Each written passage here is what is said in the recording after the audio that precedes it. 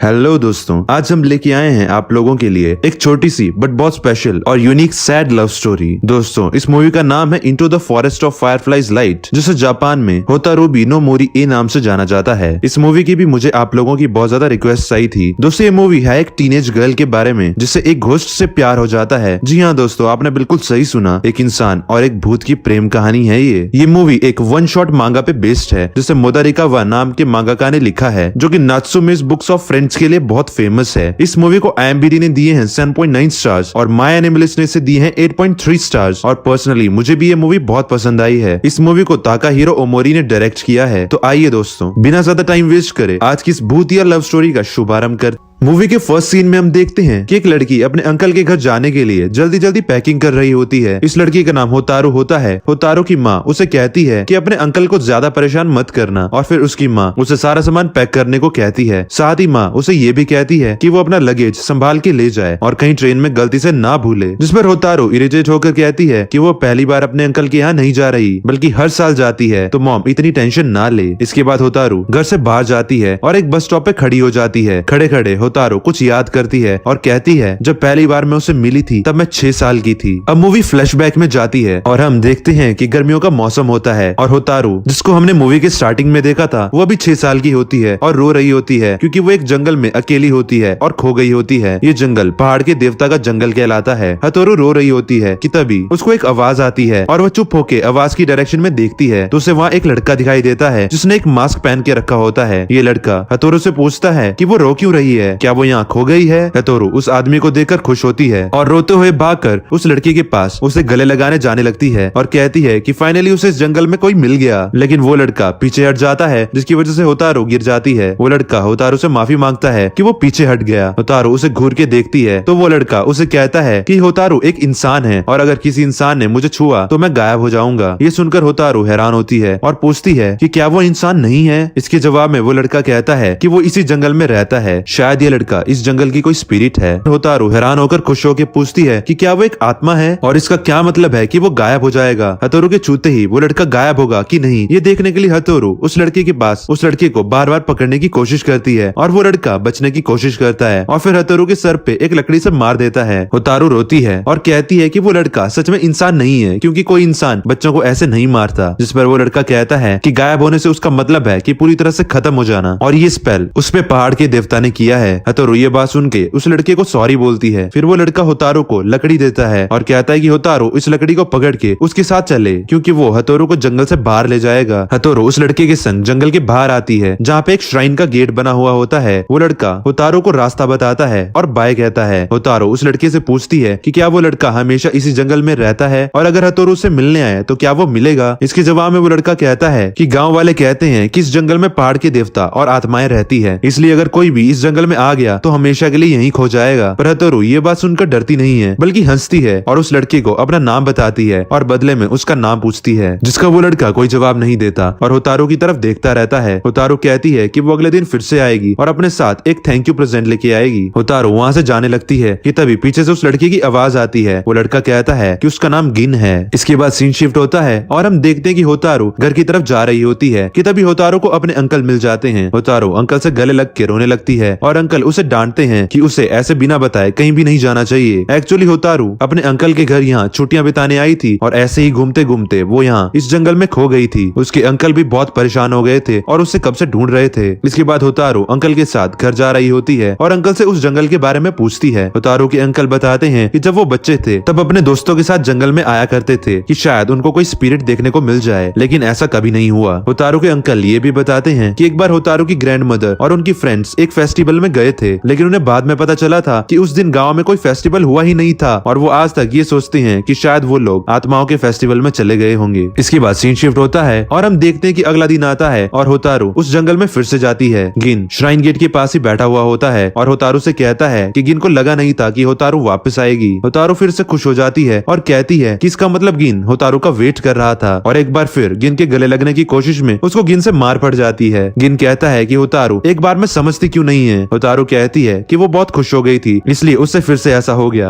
गिन होतारो को shrine gate से हटके कहीं और चलने को बोलता है और कहता है कि वो बाद में होतारो को वापस यहाँ पहुंचा देगा। होतारो और गिन दोनों जंगल में जा रहे होते हैं कि तभी होतारो को एक ब्लैक स्पिरिट दिखती है। ब्लैक स्पिरिट गिन का नाम लेके उसे पूछती है कि क्या होतारो एक इंसान है और क्या वो होतारो को खा सकती है। ये सुनकर होतारो डर के गिन के पीछे छिप जाती है और गिन उस स्पिरिट से कहता है कि होतारो उसकी दोस्त है। ये बात सुनकर वो ब्लैक स्पिरिट होतारो को कहती है कि अगर होतारो ने गिन को टच किया तो फिर गिन गायब हो जाएगा और फिर वो होतारो को खा जाएगी। इसके बाद वो ब्लैक स्पिरिट एक फॉक्स बन के वहाँ से चली जाती है। गिन बताता है कि वो कोई फॉक्स नहीं बल्कि एक स्पिरिट है और वो बस बोलती है लेकिन कुछ करेगी नहीं। होतारो ये बात सुनकर बहुत खुश हो जाती है और चिल्लाती है कि उसने फर्स्ट टाइम एक स्पिरिट को देखा है। होतारो गिन से पूछती है कि वो हमेशा मास्क क्यों पहने रखता है, जिस पर गिन कहता है कि वो बस ऐसे ही मास्क पहनता है और होतारो की बात को टाल देता है। इसके बाद मूवी फ्लैशबैक से वापस रियल टाइम में आती है और हम देखते हैं कि अडल्ट होतारो ट्रेन में ट्रेवल कर रही होती है और मन में सोचती है कि उसने वो गर्मियों का हर एक पल उस जंगल में बिताया था। दोस्तों यहाँ मूवी फिर से फ्लैशबैक में जाती है और हम देखते हैं कि होतारो और गिन रोज रोज मिलने लगते हैं, नए नए खेल खेलते हैं और खूब मजे करते हैं। इसी में एक दिन गिन लेटा होता है और होतारो को लगता है कि गिन सो रहा है। तभी होतारो गिन का मास्क हटा के उसका फेस देखने का सोचती है और सोचती है कि वो मास्क को तो टच कर ही सकती है। होतारो धीरे से गिन का मास्क हटाती है और उसका फेस देख लेती है। तभी गिन अपनी आंखें खोल देता है। गिन कहता है कि किसी सोते हुए पे वार करना अच्छी बात नहीं है, जिस पर होतारो गिन से सॉरी बोलती है और कहती है कि गिन सोने का नाटक कर रहा था, है ना। गिन पूछता है कि क्या वो ठीक दिखता है, तो इसके जवाब में होतारो पूछती है कि गिन मास्क क्यों पहने रखता है। गिन बताता है कि अगर वो मास्क ना पहने तो वो बिल्कुल इंसान ही लगेगा, फिर इंसानों और उसमें फर्क ही क्या रह गया। इसके बाद सीन शिफ्ट होता है और हम देखते हैं कि होतारो गिन को कहती है कि आज वो लास्ट टाइम उसे मिल रही है क्योंकि उसकी समर वेकेशंस खत्म होने को आई हैं, यानी कि अब उसको अपने अंकल के घर से वापस अपने घर जाना होगा। ये सुनकर गिन होतारो से पूछता है कि क्या वो अगले साल यहाँ फिर आएगी। होतारो खुश हो जाती है और बोलती है कि हाँ वो जरूर आएगी और फिर अब से होतारो अपने हर गर्मियों की छुट्टियों में उस जंगल में आने लगती है। एक दिन जंगल में घूमते हुए एक पेड़ का हाथ गिन को पकड़ लेता है और कहता है कि गिन को होतारो से दूर रहना चाहिए क्योंकि अगर होतारो ने गिन को टच किया तो गिन गायब हो जाएगा। जिस पर गिन कहता है कि उसे होतारो से कोई खतरा नहीं है और वो ठीक है। पेड़ का हाथ पीछे हट जाता है और वो स्पिरिट होतारो को वार्न करती है कि वो कभी भी गिन को टच ना करे। फिर एक और गर्मी का मौसम आता है और हम देखते हैं कि गिन जंगल में होतारो को ढूंढ रहा होता है कि तभी होतारो पेड़ पे उल्टा लटक के गिन को डराने की कोशिश करती है। गिन कहता है कि होतारो ये क्या बेवकूफी कर रही है। होतारो कहती है कि वो गिन का डरा हुआ चेहरा देखना चाहती थी। ये भी ठीक है, इंसान भूत को डरा रहा है। इसके बाद होतारो गिन से पूछती है कि जब भी गिन होतारो के साथ होता है तब क्या वो अपना मास्क कुछ समय के लिए हटा सकता है। गिन होतारो की बात मान जाता है और मास्क हटाने ही वाला होता है कि तभी होतारो पेड़ से नीचे गिरने लगती है। गिन उसे पकड़ने के लिए आगे आता है लेकिन तभी पीछे हट जाता है। होतारो नीचे घास में गिर जाती है और गिन को घूरती है। गिन उसे नहीं पकड़ सका इसलिए वो सॉरी बोलता है। अभी अभी गिन अनजाने में होतारो को पकड़ने ही वाला था, वो बस बाल बाल बचा। होतारो हंसती है और कहती है कि चाहे जो कुछ भी हो जाए लेकिन गिन कभी भी होतारो को टच ना करे। लेकिन ऐसा कहते हुए होतारो रोने लगती है। वो बस कभी भी गिन को खोना नहीं चाहती। होतारो भी अब बड़ी हो गई थी और एक दिन होतारो स्कूल यूनिफॉर्म में गिन से मिलने जाती है। गिन कहता है कि फाइनली होतारो अब एक वुमन लग रही है। होतारो गिन के साथ घूमती है, खेलती है और पतंग उड़ाती है। फिर एक दिन होतारो मन में सोचती है कि होतारो तो धीरे धीरे बड़ी हो रही है लेकिन गिन बिल्कुल उसी तरह है जैसे वो पहली बार मिला था तब था। इसके बाद होतारो अपने अंकल के साथ तरबूज खाती है और उसके अंकल बताते हैं कि इस बार गर्मियों में इतनी गर्मी हो रही है तो मतलब ठंड में भी बहुत ज्यादा ठंड पड़ेगी, इतनी कि जंगल में आत्माओं की कुल्फी बन जाएगी। इसके बाद सीन शिफ्ट होता है और हम देखते हैं कि होतारो गिन को एक स्कार गिफ्ट करती है और कहती है कि सर्दी में वो इसे पहन सकता है और फिर वो गिन को अगले साल फिर से मिलने का वादा करके वहाँ से चली जाती है। ठंड का मौसम आता है और होतारो अपने शहर में होती है और दिन भर वो बस गिन के बारे में ही सोचती रहती है, यहाँ तक कि खाना भी ठीक से नहीं खाती है। एक दिन स्कूल जाते वक्त होतारो मन में सोचती है कि वो गिन से मिलना चाहती है, उसे छूना चाहती है। मूवी फ्लैशबैक से फिर से रियल टाइम में वापस आती है और हम देखते हैं कि होतारो अपने अंकल के शहर पहुंच गई है। इस बार होतारो अपने हाई स्कूल की यूनिफॉर्म पहन के गिन से मिलने जाती है। ओह, तो मतलब वो अभी भी गिन से मिलने ही जा रही थी। होतारो अब काफी बड़ी हो गई थी पर गिन की उम्र दिखने में अभी भी उतनी की उतनी ही थी जितनी जब होतारो छोटी थी तब थी।